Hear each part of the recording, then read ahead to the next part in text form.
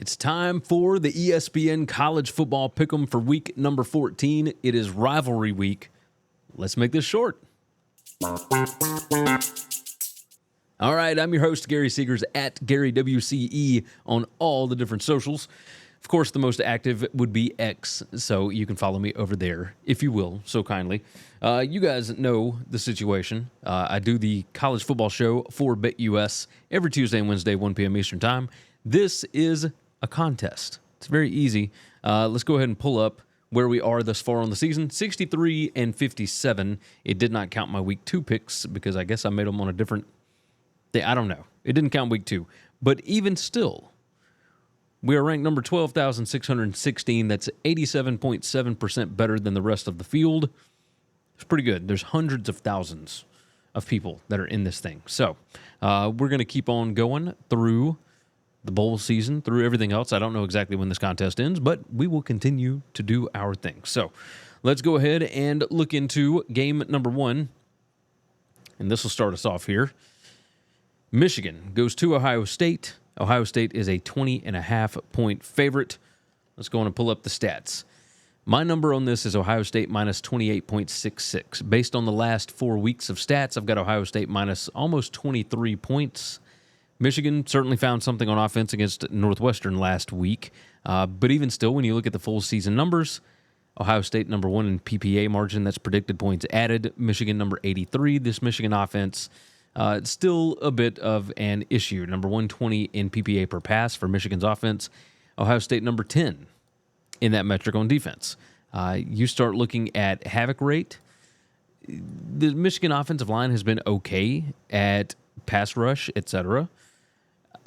Ohio State's number 10. They can get after it. You saw it against Indiana last week. They can certainly implement their will if they want to.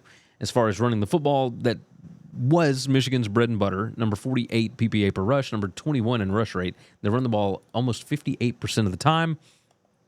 Guys, Ohio State's really good at defending that too. Number 21 in rushing success allowed. Michigan number 59. Yeah, this is just looking at overall efficiency. Ohio State number 1 in 5 factors plus talent. Michigan number 35. I don't know what else to tell you. I mean, looking at the talent composite, Ohio State's number 3, Michigan is number 16. Michigan should be better than 20.5 points separating these two teams, but there is a lot of ill will built up here. I wanted to take Michigan because if that number seemed outrageous, and it seems like Michigan has their number, but there is no Harbaugh here. There is no defensive coordinator. This Michigan team is not very good. And Ohio State has been circling this game. They've had guys that came back specifically to play in this game. It's at home. You saw what they did last week when they feel slighted. We're going to switch it over. We're going to take Ohio State minus the 20.5. I think that they lay it on here. Could be bad. Could be bad. Next game on the docket. Tennessee goes to Vanderbilt, and this is going to be basically a Tennessee home game, to say the least.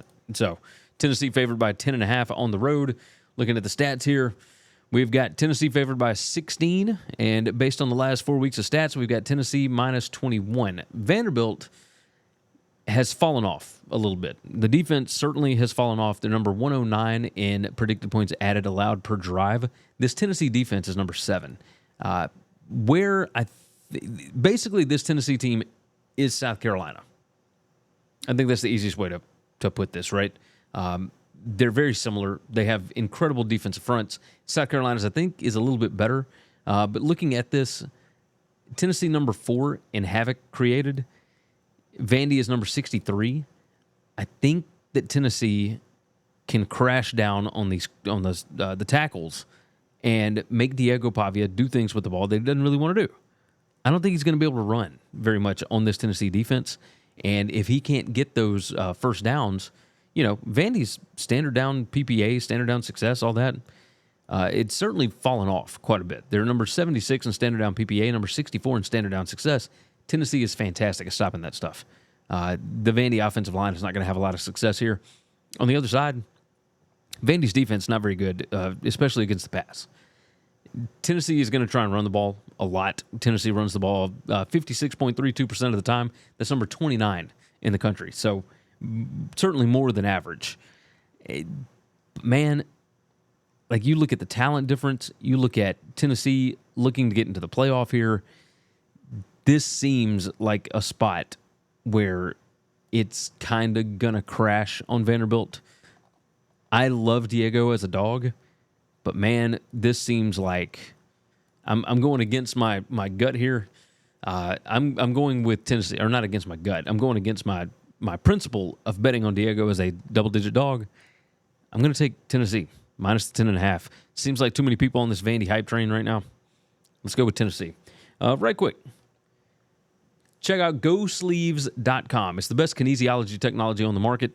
GoSleeves.com/WCE. That is the best spot for you to check out. I'm telling you, if you are an older person or you got joint pain in your elbows, your knees, your ankles, they got compression sleeves, compression socks, compression shirts, everything else. But the kinesiology technology is awesome. So do yourself a favor and go and check it out. GoSleeves.com. Also, if you haven't already, subscribe to the channel and like the video. That would help me out tremendously. All right, we're back over to it. And we go to the Iron Bowl. Auburn going to Alabama. And Alabama is an 11.5-point favorite at home. Alabama did not look very good last week against Oklahoma. And that might be putting it mildly. I mean, they just got absolutely demolished. But let me tell you, the one thing that the three defenses that have really slowed down Alabama's offense: Tennessee, South Carolina, Oklahoma. All of those are like top 8 as far as havoc rate is concerned. This Auburn defensive line does not have the same kind of players that Oklahoma, South Carolina, and Tennessee do. They don't have the edge rushers that those teams do. Auburn is number 84 in havoc rate allowed. So Jalen Milroe will have time to throw the football. He will have time to get out and whatnot. Don't think Alabama's going to have a whole lot of success being able to run the ball, because I do think that Auburn's defensive front is good at stopping the run. Obviously, number 6 in offensive line yards allowed, number 16 in stuff rate, and you see how bad Alabama's offensive line has been. Number 109 in offensive line yards, number 121 in stuff rate allowed. They're not good as far as running, especially between the tackles. Jalen Milroe is a different kind of beast, though. When he gets on the edge, it's a different kind of game. Different kind of game. Now, Auburn did have a lot of success against Alabama last year. Different type of offense this year, though. I'll say that. Looking at Alabama on defense, certainly they're going to miss Deontay Lawson, but they do have some guys back there that can help in that situation. Alabama, bunch of ball hawks. That's a Kane Womack defense. They are aggressive. They're going to try and take the ball away. Peyton Thorne and company have not been as bad lately at turning the ball over, but you start getting some weird looks on defense, and you never know what's going to happen. Auburn's still number 115 in giveaways per game, number 124 in takeaways. Auburn does not generate turnovers. Most people are on Auburn this week because of how bad Alabama looked last week. I think it's all about the style of fight. I think that's what it is. It's all about the style of fight. We're going to go with Alabama to cover the 11.5 at home, at least for the contest. I'll say that. Moving on. Cal goes to SMU, and look at SMU. 10-1, undefeated in the ACC. They're going to be in the ACC championship game no matter what, but now they're vying for a playoff spot. Even if they don't win the ACC, if they go 11-1 and then end up losing to whether it's Clemson or Miami, that is what it is. So, 13.5, SMU are favored by at home, and let's drop back over. There we go. All right, so I've got SMU favored by 18.73. Based on the last 4 weeks of stats, I've got SMU by 10.5. So that's not great. That's not ideal, certainly. This thing opened 12.5. By the time ESPN got a hold of it, it was 13.5. A lot of people on SMU this week. Cal as a double-digit dog is always enticing. They did not look very good at home against Stanford as a favorite. Had to come back and win that game. But you get Justin Wilcox in a situation like this, He's going to Dallas. This SMU defense is lights out. They are phenomenal. They are number 6 in defensive PPA allowed per drive. But you start looking at strength of schedule, and don't get me wrong, Cal has not played a very strong strength of schedule either. Number 77 and number 87 on those. But, you start digging around on this, it kind of starts to make a little bit of sense, right? SMU is number 8 in PPA margin. Cal, number 48. You look at finishing drives. Cal, on defense, points per scoring opportunity, number 8.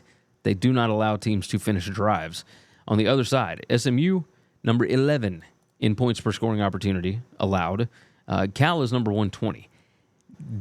This has all the feelings of a team under pressure, etc. SMU certainly whipped up on Virginia last week. But I still believe that SMU is going to run into problems somewhere. I think this is probably going to be one of those spots where they got to face a little bit of adversity to be able to get the win. We saw the same thing against Boston College. Cal is not a crap football team. They're number 48 in PPA margin. This is not a bad football team. They're decent on offense, and they show up in big spots on defense. That's the hallmark of a Justin Wilcox team. So we're going to go with Cal, plus 13.5. Pressure makes people do weird things. We'll say that.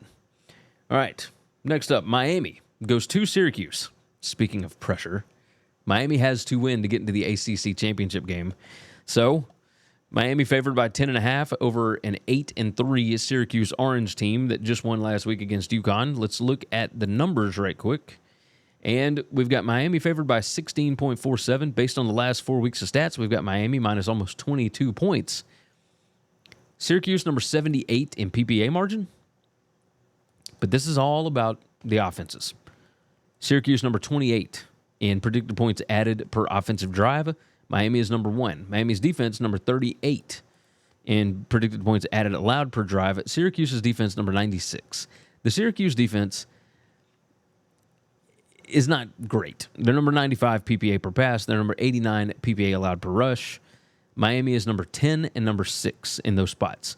Miami does not run the ball very much.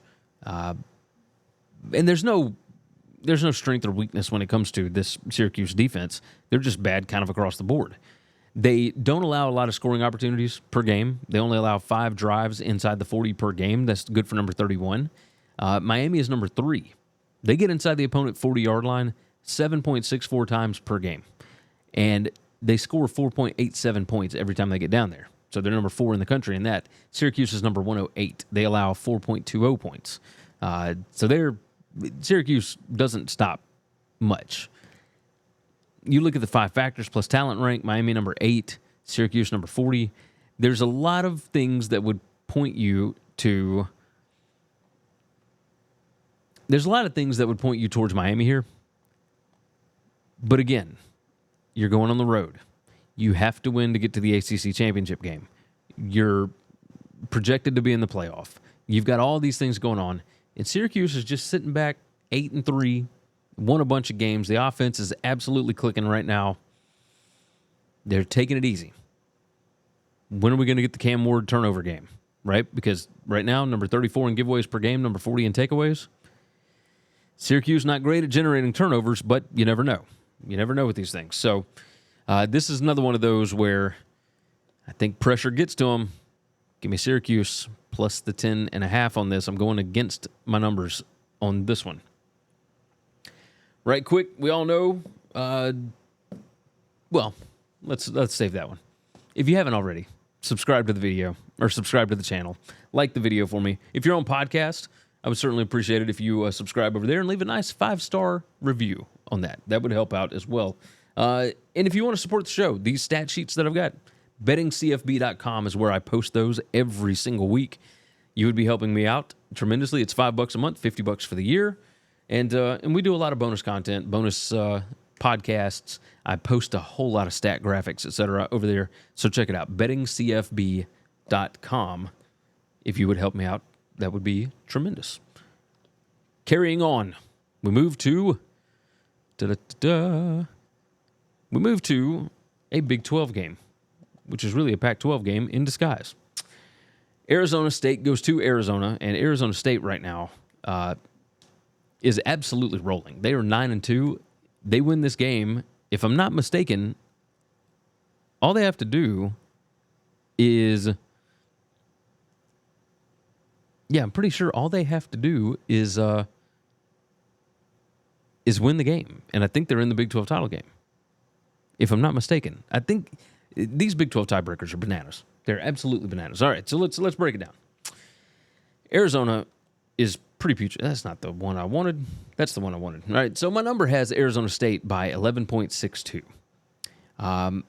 Based on the last 4 weeks of stats, it's got Arizona State minus 18.5.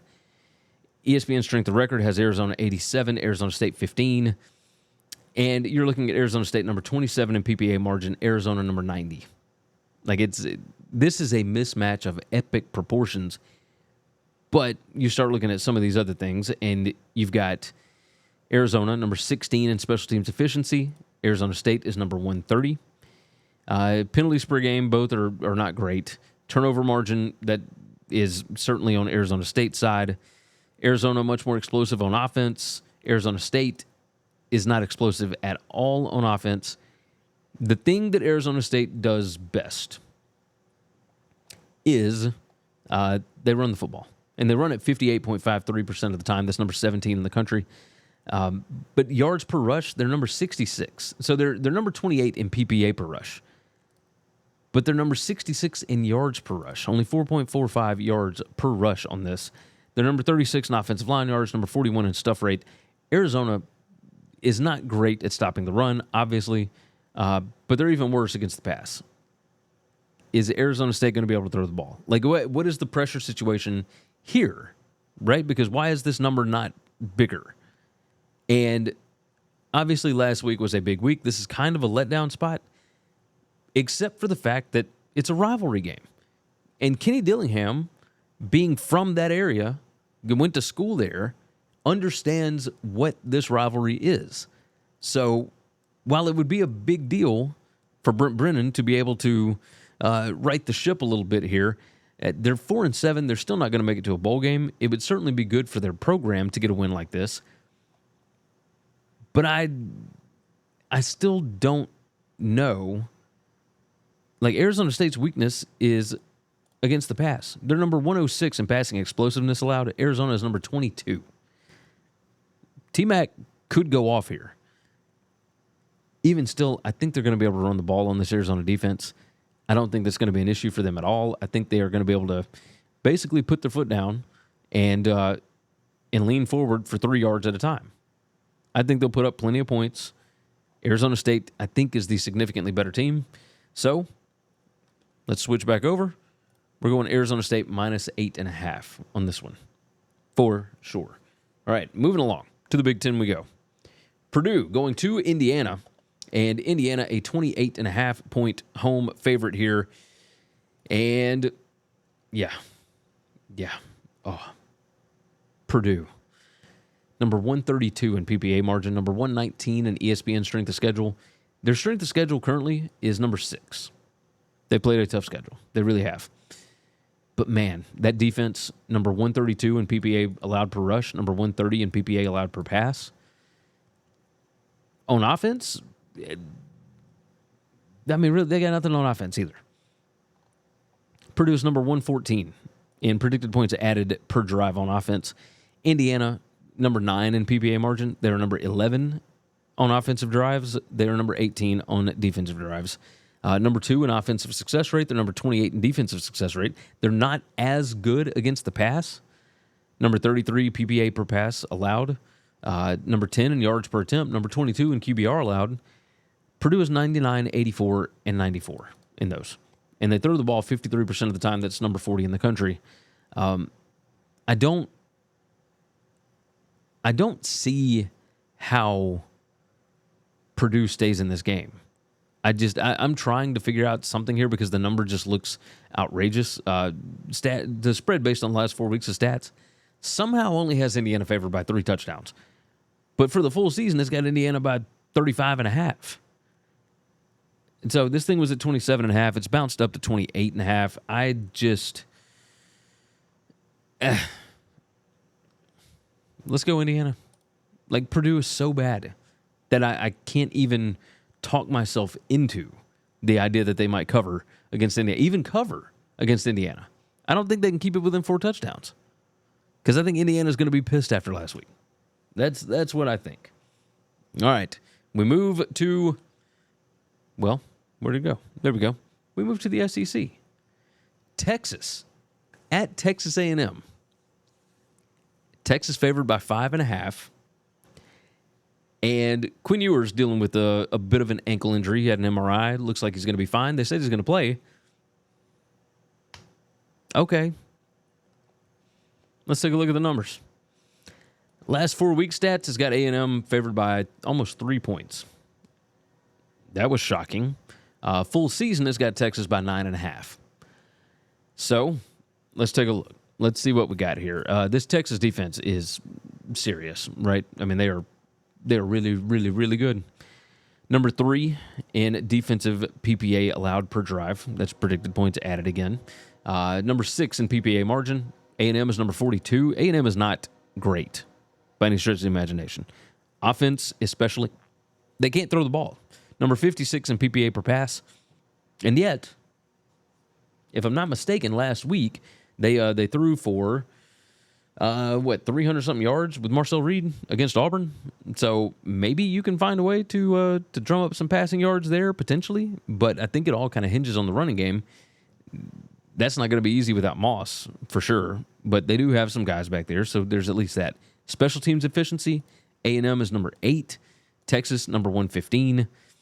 And you look at penalties per game, turnover margin, most everything points towards Texas. Now, I don't know exactly what that means, but this feels like a spot where A&M shows up, right? Like, maybe I'm nuts on this, but this is a fuel spot for sure. And while Texas, I'm certain, would love to just demolish Texas A&M, I don't think these two are that far off. The 247 talent composite, you got Texas number 4, A&M number 7, and I know that Texas, for the duration of the season, has been better, but A&M has played a tougher schedule, which is wild to say. But A&M has certainly played a more difficult schedule, especially on the road. So you look at some of these numbers, and there's ways that A&M could certainly get after them. A&M is number 11 in havoc created. Texas's offense number 61. So Quinn Ewers not being very mobile back there. We might see Arch Manning in this spot because if that angle is bothering him at all, he's just going to be a sitting duck back there for that defensive line. Nick Scourton and that bunch, I mean, they will absolutely get to the quarterback. They're not great at defending the pass, but, man, if you get to the quarterback, you can certainly fix something like that. I think we're going to see some wackiness, so I'm going to take A&M plus 5.5 on that one. All right, where are we? Okay, so tickets are expensive. You guys already know this. We ain't got to talk about it for too long, but you can save money every time you buy tickets. The best third-party ticketing vendor on the market would be TicketSmarter. TicketSmarter.com or the TicketSmarter mobile app. Go and check them out. Put in the promo code WCE10 or WCE20, and that is going to save you either $10 off an order of $100 or more or $20 off an order of $300 or more. I'm telling you, every single time you want to buy tickets, whether it's to a concert, NBA game, college basketball game, college football, we're getting ready for the playoffs. Do yourself the favor. Go save money every time out. It's not a one-time sign-up bonus. Do it to it. TicketSmarter.com or the TicketSmarter mobile app. Think smarter with TicketSmarter. Also, if you want to support the show, along with bettingcfb.com, where you can get all of these different stat sheets and whatnot, you can also go to winningcureseverything.com, and we have a web store set up. And we got all kind of T-shirts and hoodies and mouse pad. Everything that you could possibly want is right there in one spot. So go ahead and check it out. winningcureseverything.com, bettingcfb.com, TicketSmarter, Go Sleeves. We appreciate our sponsors. We really, really do. All right, we got 2 games left, so let's get to it. Big Ten matchup, again, used to be a Pac-12 matchup, but regardless, Washington goes to Oregon. Oregon, an 18.5-point favorite here at home in Eugene. They're coming off of a bye week. Let's take a look at the numbers. My numbers have Oregon favored by 19.5. Based on the last 4 weeks of stats, I've got Oregon favored by almost 18, 17.8 here. Total is 51.5. I've got it 51. Yeah, I think that Oregon might splatter them.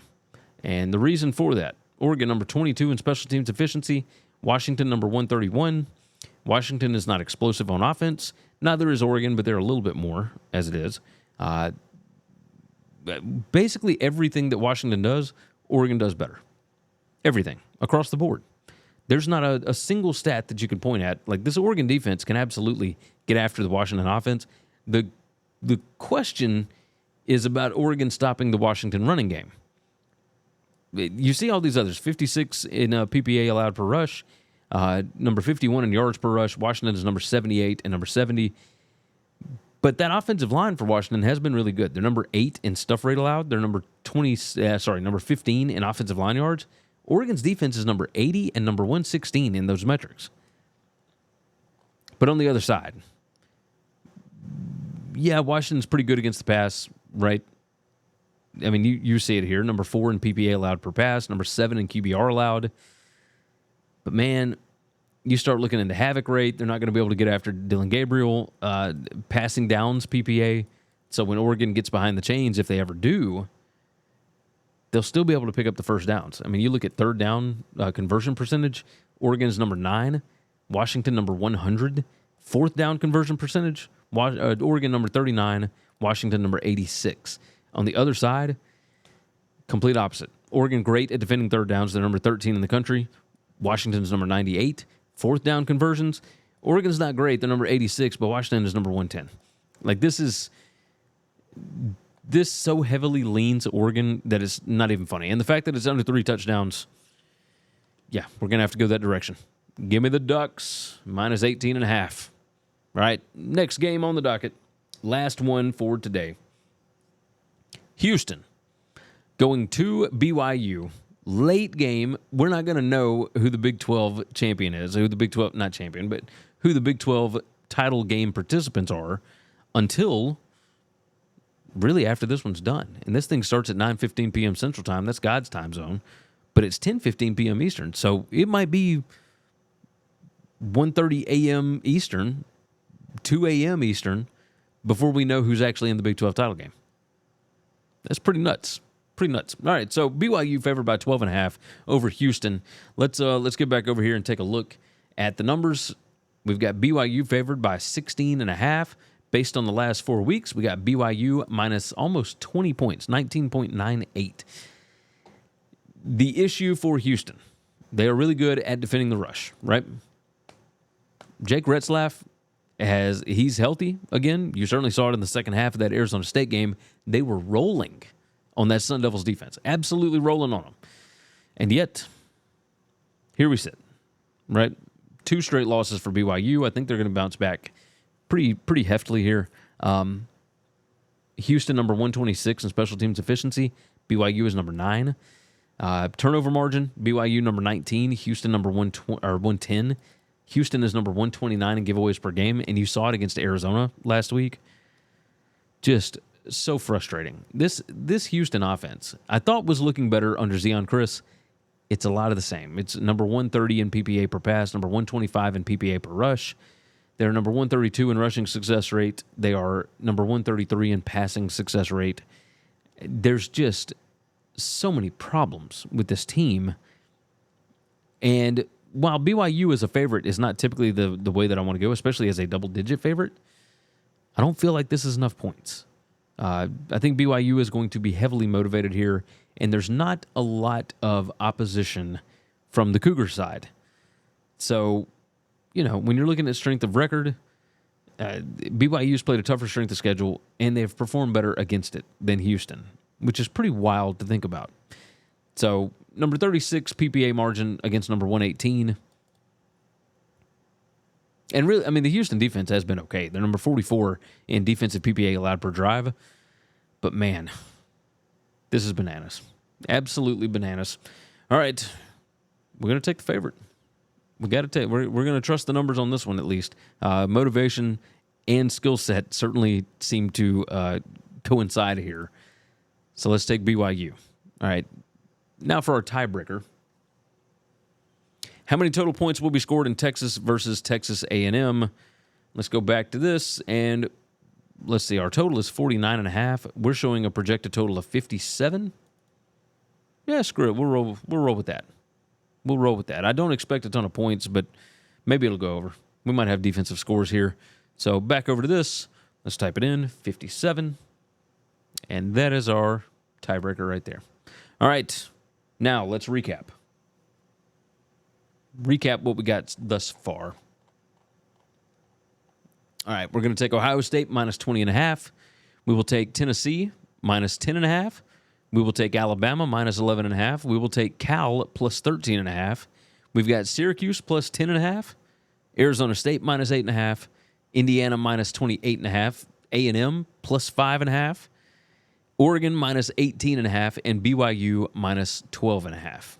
And then, of course, our tiebreaker, 57 points scored in Texas versus Texas A&M. That is going to wrap things up. You guys have been absolutely fantastic. I certainly appreciate all of you for really this whole season. We're going to be back again next week for the championship games and whatnot. But, yeah, this has been wacky. Absolutely wacky. I appreciate you all. Don't forget, Ticketsmarter.com, GoSleeves.com/WCE. Don't forget the promo codes for Ticketsmarter, WCE10, WCE20. And don't forget bettingcfb.com as well. That's going to do it. Take care of yourself. Take care of each other. God bless college football. And hopefully, all of your tickets cash this week. Thanks for listening to Winning Cures Everything. Make sure and follow me on Twitter @GaryWCE. If you want to toss in a question, you can email me Gary@winningcureseverything.com. Make sure and hit that subscribe button, and we'll see you next time.